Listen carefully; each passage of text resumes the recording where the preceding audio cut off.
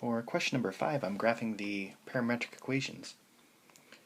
So I want to put 2 cosine of t in my x1, and my y1 I'm going to put 3 sine of t minus 1, and I want to make sure that I close my parentheses after that sine of t and then put the minus 1.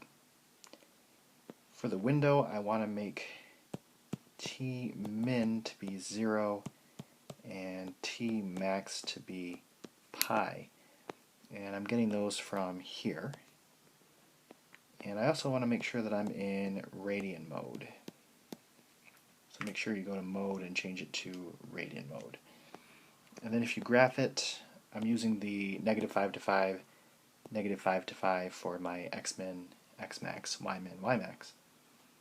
And then make sure to put the closed dots here because it actually does end there. Okay, so now I need to convert this into the equivalent rectangular form. And to do that, I'm actually going to isolate for the trig functions in both of these.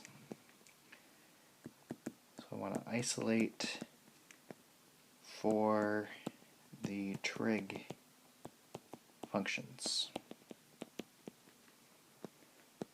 So with the x is equal to 2 cosine of t, if I divide both sides by 2, so x is equal to 2 cosine of t, divide both sides by 2,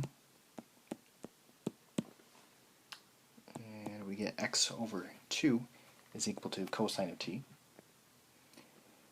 And then for y is equal to 3 sine of t minus 1, I'm going to add 1 to both sides,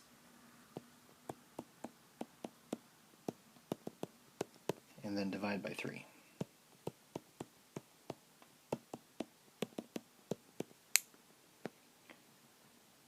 So this is information that I'm going to use.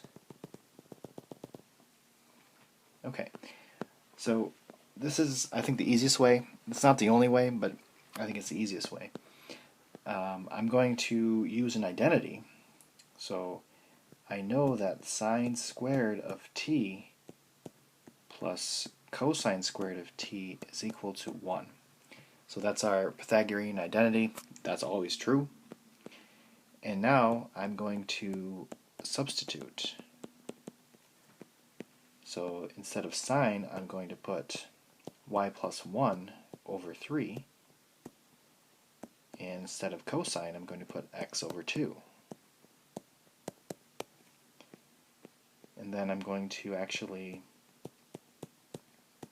square the 3. And I'm going to actually square the 2. So we're kind of, I guess, out of thin air using the Pythagorean identity. But that's really the best way to relate a sine and a cosine in this case, because then you can just substitute in these values and we get a nice equation that only has x's and y's and it doesn't have any t's.